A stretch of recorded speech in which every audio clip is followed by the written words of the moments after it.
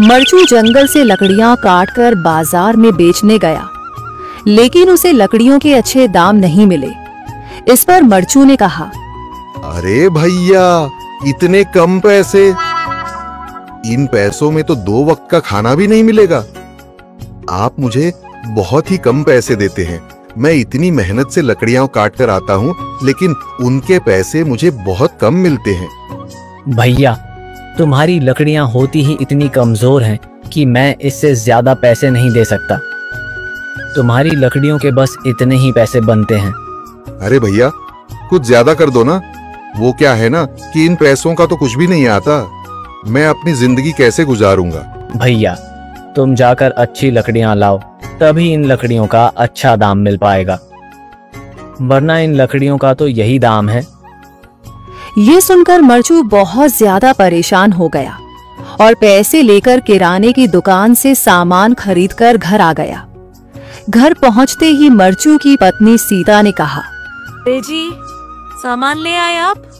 हाँ जी, सामान ले आया हूँ।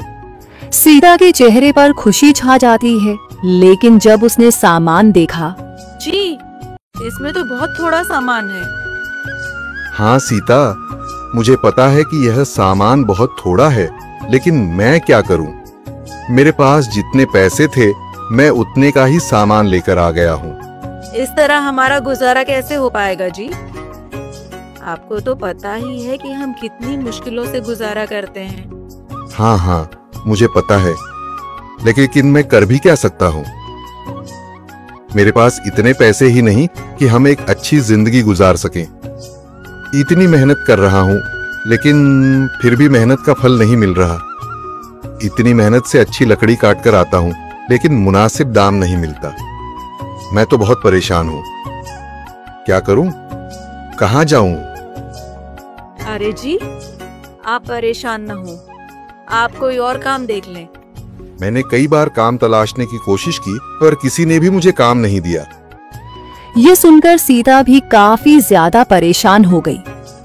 मरचू से सीता की परेशानी नहीं देखी गई।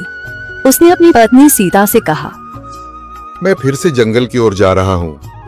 अरे जी, अभी मत जाइए ना, वैसे भी शाम हो रही है। आप कल चले जाइएगा, अभी मत जाइए। ठीक है, अगर तुम रोक रही हो तो मैं नहीं जाता। मैं कल चला जाऊंगा। इसके बाद मरचू गांव में घूमने के लिए चला गया।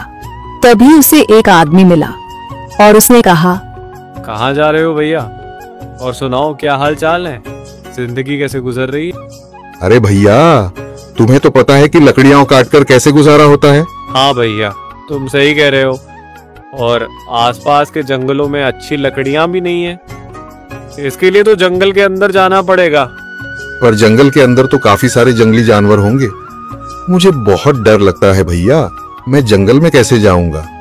हाँ भैया, जंगली जानवर तो होंगे, लेकिन अच्छी लकड़ियां तो वहीं से ही मिलेंगी। ये सुनकर मरचू बहुत ज्यादा परेशान हो गया, लेकिन वह आदमी बिल्कुल ठीक कह रहा था। जंगल के किनारे की सारी लकड़ियां कट चुकी थीं। अब सिर्फ जंगल के अंदर ही अच्छी लकड़ियां बची थीं। अगली सुबह मरचू लकड़ियां काटने जंगल की ओर चल पड़ा। जंगल में आने के बाद मरचू ने कहा, अरे, यहाँ पर तो लकड़ियां ही नहीं हैं। वो आदमी सही कह रहा था, लकड़ियों के लिए तो जंगल के अंदर ही जाना पड़ेगा। और जंगल के अंदर जाना क्या सही रहेगा? मुझे तो बहुत डर लग रहा है, क्योंकि वहां पर तो काफी सारे जंगली जानवर होंगे जो खतरनाक होंगे। अगर आज मैं जंगल के अंदर नहीं गया तो मैं आज घर पैसे लेकर नहीं जा सकूंगा, और फिर जब पैसे नहीं होंगे तो गुजारा कैसे होगा? मरचू जंगल के बाहर खड़ा सोचता ही रहा और फिर उसने सोचा, अरे, यहाँ पर भी कोई मजबूत पेड़ दिखाई नहीं दे रहा जिससे मैं लकड़ियां काटकर घर ले जा सकूं। लगता है और अंदर जाना पड़ेगा। यही सोचकर मरचू जंगल के अंदर चला गया।